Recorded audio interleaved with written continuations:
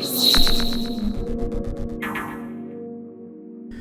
what's going on, Scatterbrains? Thank you for coming back to another episode of Scatter Brilliancy. My name is Travis, and I am here again to do a review for Married at First Sight, Season 13, Episode 3. You're gonna have to chill out. Whew, last night was a rough night, y'all. I'm tired. I got a robe on right now because I'm cold. I was cold. I'm starting to warm up. But, like, the kids just in the middle of the night was like, we don't feel like sleeping. So I've been up since like 4. So more than likely I'm gonna record this review, go in the kitchen and fix me some breakfast, and then go lay it on down. I gotta enjoy these days where I can get a nap in because I'm going back to work. School year starts the week after next. As far as that is concerned, I don't know how these reviews will be rolled out once I'm back to work, but I'm going to do my best to still get them up in a timely manner. It just may not be this quality, okay? All right, so let's go ahead and get into last night's episode. It wasn't that interesting, just being honest. We finally saw the final 2 weddings, and we kind of saw everybody's interaction from the remainder of the wedding to the wedding night, and then that's where the episode ended. Of course, these first few episodes is not much to talk about, but we'll kind of go through it, talk about what happened, my thoughts on it, and then today I'll give my predictions for who I think will stay married and all of that good stuff.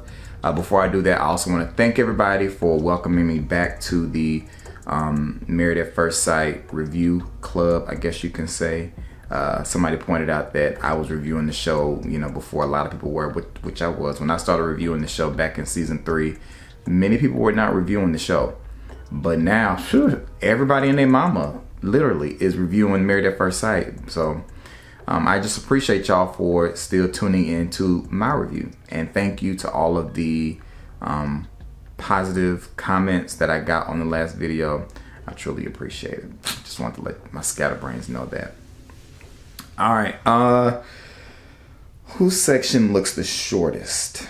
No, let's go with the longest section. I feel like more notes than I normally do. So we'll start with Brian. Their wedding was first last night. And of course, I'll just say it again today. For those who do not watch my reviews, I give every couple a nickname because who has time to be reciting 10 names multiple times? So every couple has a name, and it is just a combination of their name. So Brian is Brett and Ryan. All right. So from here on out, nobody should be confused about what I'm talking about. All right. So their wedding, nothing special. Weddings usually are not anything special. Ryan looked very verklempt at the altar. He looked like he probably had pit stains for days. He was so nervous and jittery, couldn't stand still, almost looked a little like, is there something else going on here? But I mean, it was his nerves. Because he would not stand still. But the ceremony was fine. They kissed prematurely. But he said that she was amazing. Friggin' amazing, I should say. He said she's beautiful. He's very happy. She's not physically what he described, but it works. And I think that that's, for the most part, how everybody ends up, feeling about their new spouse, is that they are not what they would have picked. Because I guess if what you were picking in the past was working, you wouldn't be on Married at First Sight in the first place. So I guess it makes sense that the experts try to give you something different. And sometimes for people that's a physical difference. Sometimes for people that's a personality difference. But for him, she's not what he normally goes for, but he's pleased. Did y'all see him keep glancing down at her chest during the ceremony? I was like, we see you looking, sir. We see you looking. Their first dance, I was kind of confused because the music during the show was like, oh, it was nice. And then it was time for their first dance and they started going, I'm like, wait, whoa. I mean, it's one thing because obviously with copyright issues, we don't know what songs they're dancing to, what songs they're clubbing to, and we don't know any of that. So of course, you know, Lifetime just has to put in these old generic songs. But the fact that y'all went to the Honky Tonk Hoedown so quickly confused me. But then she started talking about, I guess he's a country boy. Now, mind you, this may have already been said. I missed it, didn't write it down in my notes. But he, I guess, is really country. And they were supposed to be two-step into a country dance, country song. She doesn't know how to two-step like that. Maybe she just knows how to wobble. But she did not know how to do the Cotton Eye Joe dance. So she was not able to keep up with whatever it was he was doing. So that is one thing that she's concerned about, is how she's going to fit into his country lifestyle at the ranch. Again, this ranch probably has already been shown. I don't remember it because on episode 1, they were like at the end of the episode. And by that time I was like, just trying to get back into this mental space, because that episode was 3 hours long. Let's see what else we got about them. Everybody, all the couples ended up talking to somebody from their spouse's life, whether it was like parents, friends, bridal groom party, whatever it's called. They talked to somebody, and when she talked to his people, they said that she was not his type. And I think when he was talking to her, he said something about, you know, red hair is either like you either get it right or you don't. So, I mean, all in all, I think that they're both attracted to each other. Nothing about them stands out as like, oh, that's gonna be a problem. But yeah, and I think that's really all I have. And she said she thinks he's cute, so you know, we got that much. All right, so that's all we got for Brian. Let's go ahead and move on to Rose. That's Rachel and Jose. I have the most notes for them, so let's talk about them for a moment. I don't remember everything I said last week, but at one point last week he said he wanted the female version of himself, and I think that's because Jose really likes him some Jose. Okay, if you haven't figured that out, Jose really likes Jose. Okay, he talks a lot about himself, but he's worked very hard, I guess, for everything he has, and you know he wants somebody who can match his fly. But his biggest concern is she going to be attracted to him, because Jose is about 5'3". I'm kidding. I don't know how tall he is, but he ain't that tall. And I'm not that tall either. You know, I'm in that height group where it's like you're not tall, but you're not short. Okay, that he looks like he's in my category of height. But he's concerned, you know, whether she's gonna like him or not, or be attracted to him. And he said he wants to be better than his parents, because his parents are no longer together. They were both there, but his dad was there with his new wife. His last relationship, no, she lost 35 pounds, and that was something else. I was like, I don't think I said that last week. After she got out of her previous relationship, she lost a whole bunch of weight. She started doing a lot of self-care. Was able to drop a whole bunch of weight, and yeah, they both used the word perfect a lot in their section. Well, you know, anytime we saw them, and his name I think was like the perfectionist or something like that, and I think they both might have an unrealistic desire for what the other person is supposed to be, but you know, we'll see how that turns out. Now, speaking of height, the camera people was wrong for including shots where you could see her shoulder, like it was angled at him, but you could see her shoulder, and it made him look even shorter. Now, I have a thing, and y'all can judge me if y'all want to. I had a thing when I got married about, I didn't want Carmen to be taller than me. Like, you're not going to be in these pictures taller than me, and I'm looking up at you. Like, that's not what's about to happen, because when we barefooted, I'm taller than you, much taller than you. So women throw on these 6, 7, 8, 9, 10 inch heels, and then you're not about to be towering over me in our wedding pictures. So I remember, I think I told you this, I stuffed my shoes with socks to make myself even taller, you know, to go ahead and go with the heel that came with the rental. I said, I'm getting a couple more inches because you're not about to be looking down at me during the ceremony. And when we took our pictures, I think she took her shoes off. Okay, you know, let's bring it back to reality. You ain't about to be looking taller than me. You know, we're going to represent the real. So in some of these angles, like he looked like he was looking up at her, and I'm like, oh, I understand the struggle, but yeah, I stood up nice and tall in my wedding, and he about to be looking down at me.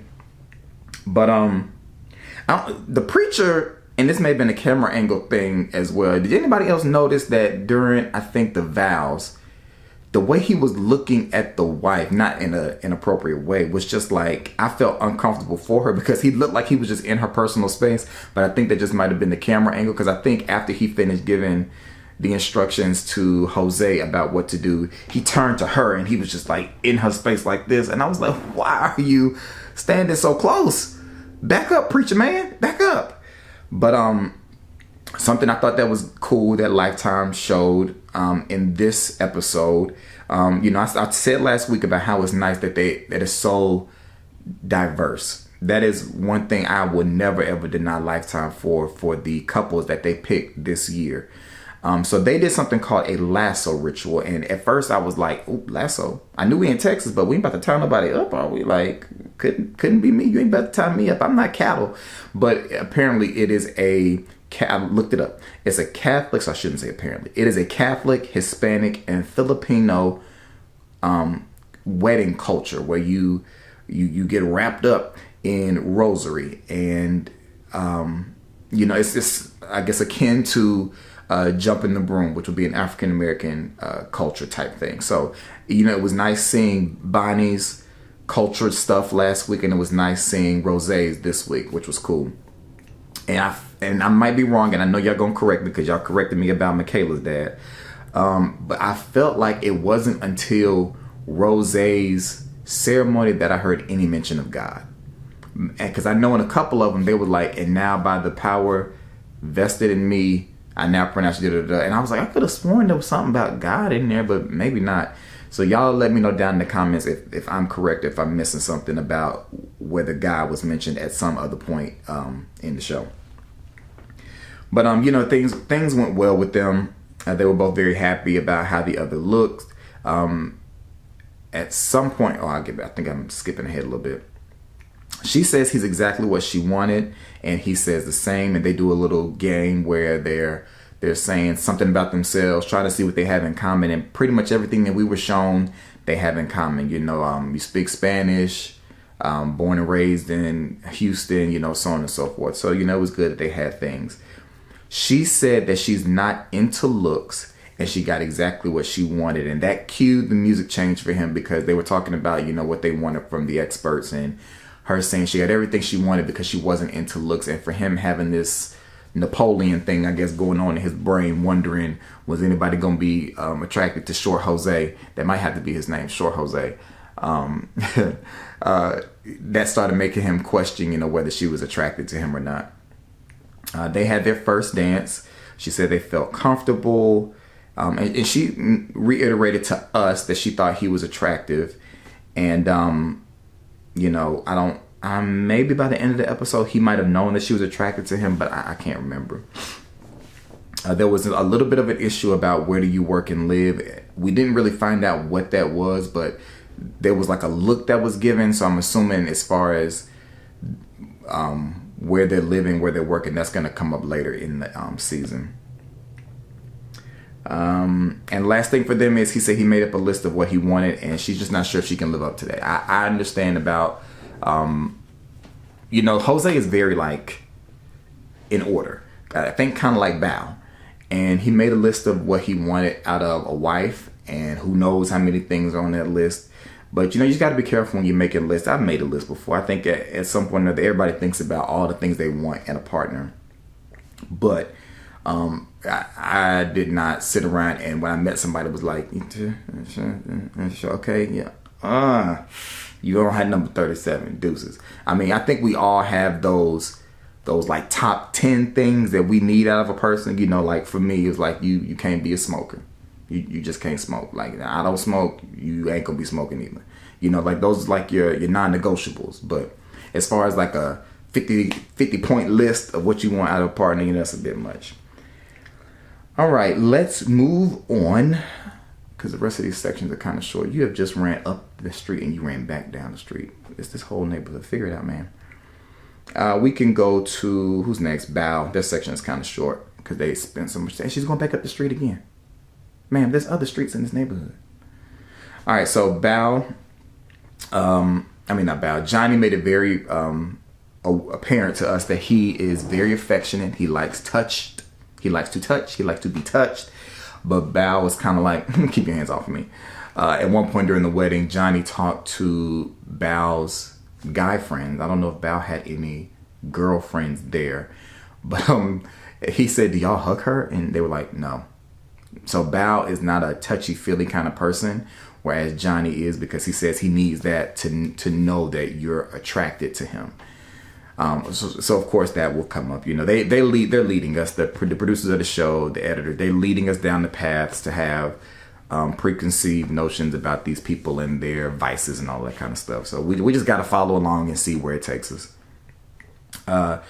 She did make it very known in them talking about affection that she was happy that he asked for permission to kiss her, because, you know, that shows a level of respect. Like, I'm not going to make you uncomfortable, which is, you know, is a good thing. I think them knowing each other will make watching them a whole lot easier. I mean, of course, we're going to have to see them get to know each other as spouses, but them having at least some kind of background information about each other will make it probably enjoyable to watch, I think.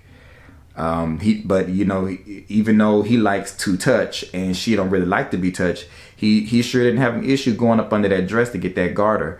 And I think somebody else had did that, but the whole time I was just thinking, like, they're a stranger and you going up under that dress, but like, I mean, no offense, but like, what if it's a fish market, you know? And that's not a culture joke. That shouldn't be offensive, right?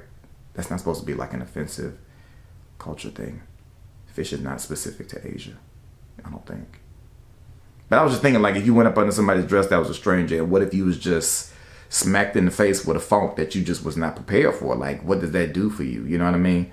But you know, she seemed to enjoy it because she yelled, ooh, you know, she did something. So, you know, I guess, you know, she liked it, because she said that she had a little crush on him since college.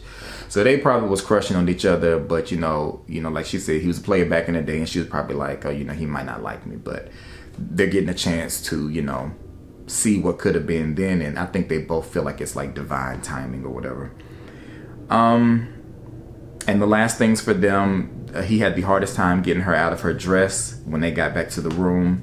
But did anybody else notice when she was taking out her hair, taking the bobby pins out of her hair, how she had them like almost perfectly lined on the counter?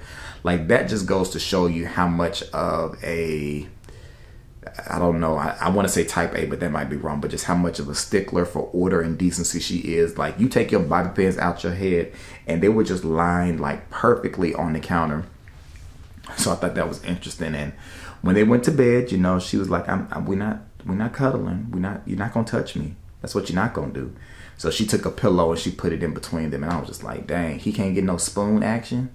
He can't spoon you a little bit. You can't be the little spoon. You can't even be the big spoon on your wedding night. Like, I mean, you've been crushing on him since college. Don't let him spoon you, girl. Let him spoon you. All right. Who else?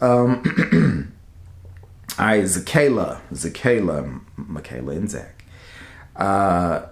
They've both been waiting on this for a long time. Her longest relationship, we found out, was 364 days. She said he dumped her right before they made a year. And his longest relationship from last week, you know, we knew was 9 months. So neither one of them have been in a relationship that I would consider long term. And so we'll see, you know, kind of how that affects them. He got a chance to talk to her about the wedding, just to give him some background information about how he became who he is today. He talked about having issues with self-doubt because of his skin complexion. You know, Zack is darker skinned, and he told her about how he would be, you know, made fun of because of his dark skin, but he's grown to love his melanin, which is, you know, a wonderful thing. And, you know, she definitely, you know, tried to let him know that she loves the way that he looks. Who did he talk to? Oh, he talked to her sisters, and she talked to his parents, and Mama Zack was just going on and on and on and on and on about Zack. You know, obviously his parents are very proud of the man that he's become, and it's probably a little bit of editing, but Mikayla like, okay, all right, Mama Zack, okay, I got it, thank you. So I thought that was funny. When he talked to her sisters, they were pretty much grilling him, you know, like, how do we know we can trust you? You can't. You can't trust him. You know, you just gotta wait and see. And he said, you know, my actions will show and yada, yada, yada, which is really all y'all got. I mean, what y'all gonna do?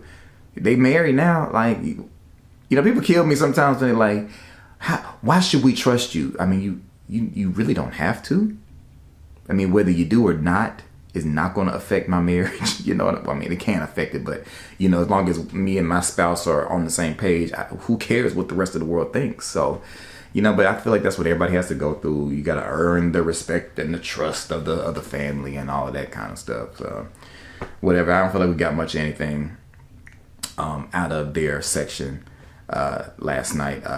They both, from what I gather, they both probably consummated the marriage on their wedding night. I don't know if I'd say that anybody else looked like they did.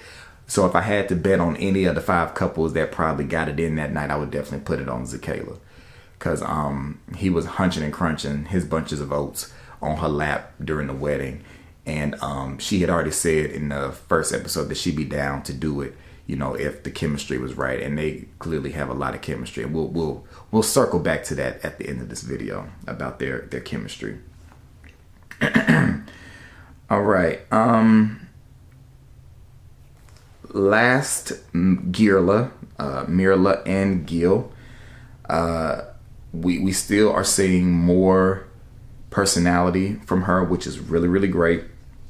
They have their first dance and they're having like their close talk, and I think somebody asked he asked her what was her first impression, and she said she was just thanking God that he wasn't ugly.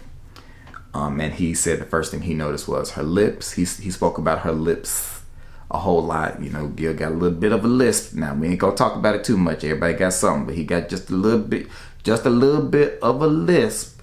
Just a little bit. But he noticed her lips, and he talked about that a lot. I think Gil is ready to touch them lips in a special way. But Mirla ain't gonna let that happen no time soon.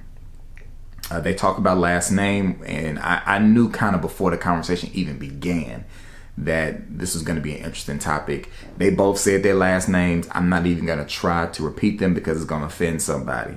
But he is traditional in the sense that he felt like she should take his last name, but she didn't necessarily want that because she felt like she was losing a piece of herself. And I think that within, and I'm not saying this to be offensive, so correct me in the comments, I don't know what to refer to Hispanics as, because I thought Hispanics was wrong now. Is it Latinos? Latinx? I don't know the proper term. So somebody in the comments who is from that culture, from that ethnic background, let me know what is the proper non-offensive term for the blanket term for everybody. Okay, so within that culture, ethnicity thing, and I know this just from having students from those backgrounds, the last names, they can be long, and there's a meaning behind it all, but what exactly it is, I don't know. So I'm pretty sure that will come up later. There was a whole lot of glass clanging, and that's signaling that the people at the wedding want you to kiss. But Mirla, of course, is like, nah, bro, we're going to take baby steps. You can give me a kiss on the cheek. I'll give you a kiss on the cheek, and that's about all we're going to do.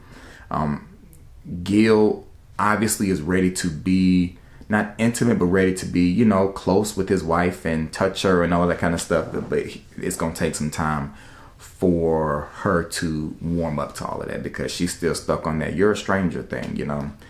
And every season, it always seems like there's at least one person who's like that. So they talked to their different people, of course, and whoever was talking to Gil, he didn't study his script that the producers had gave him before he was supposed to go talk to Gil, because they had to say, okay, right here on page 16, it says you go and talk to Gil and you question Gil about who he is, and we need you to say, is there anything that you are concerned about? Okay, I need you to go ask Gil that. We're gonna set the camera up. You go ask Gil that. And it might have been like her brother or something. He sat down, and that's where he was like, is there anything that you are concerned about? Like he was reading from a script or a teleprompter, and it was like, this don't feel real. Like, did you genuinely want to know this, or did somebody tell you to go ask? But when Gil did answer, he said the designer stuff. So we already know that that's going to be a major issue as well. Mirla likes the finer things in life. Gil is more conservative with his spending, so we know that that's going to come up later. And when she talked to his boys, you know, the term high maintenance came up, and I think they might have asked her, was she high maintenance, or suggested that she was high maintenance, and she said that she wasn't. And I mean, the truth is, I mean, you're high maintenance, you know. Designers, labels, all that kind of stuff, it's high maintenance. I mean, think about an expensive luxury car. It takes a level of maintenance that's higher than a normal car. That makes it high maintenance. And so for somebody who likes labels that cost more than, you know what, Arizona, Abercrombie and Fitch, is that a label or just a store? Tommy Hilfiger, what's Walmart's brand? I don't remember what their brand is called. Faded Glory. You know, you're high maintenance, Mirla. Just accept it. I mean, we all know y'all. We don't even know you at home, and we know you high maintenance. So that's pretty much everything that happened in the episode. We did, or at least this was my first time seeing the season preview for what's supposed to happen this season. And I'm like, well, Zakayla, you know, I had high hopes for y'all, but y'all look like y'all gonna be the problematic couple this season. Because Hurricane K, as they called it, she definitely is gonna arrive at least once. And I'm like, what I initially thought for y'all has changed based on the preview for the season. So let's go over my predictions pre-promo, not considering the promo for the season.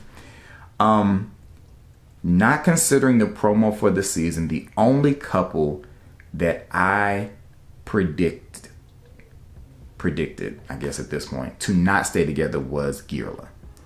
And of course, this is just based off of what I've seen, not considering the promo. I don't think that Girla will make it. Rose is kind of in the gray area for me. I think Brian will be fine. I think Bonnie will be fine. And prior to the promo, I thought Zakayla will be fine. Rose. So yeah, Girla no. Rose gray. Everybody else, yes. That's my pre-promo thoughts. But after seeing the promo, I don't think Zakayla is going to make it. Or Girla. And I think the other ones, you know, I think Bonnie will be fine. Rose, I don't remember seeing anything about them. Wait, there may have been something, but yeah, so we'll see what happens. I appreciate y'all for watching this review. The sun is coming up now, so I'm about to go and fix me some breakfast and go lay it on down. All right. Thank y'all again for watching this video. Make sure you subscribe if you have not already. Like this video, hit the bell notification because apparently it's important. Leave a comment. Let me know what you thought. What are your predictions for who's going to be together and who is not? And I'll be talking to y'all soon. Peace.